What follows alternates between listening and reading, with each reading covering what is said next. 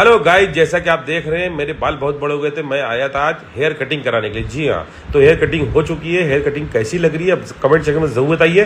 भाई की जैसी लग रही है कि नहीं लगी? भाई जल्दी जल्दी बताओ फटाफट। हरामखोर भड़वा खुद को सलमान खान बोलता है। बता तेरे अंदर ऐसा क्या जो सलमान खान से मैच करता है।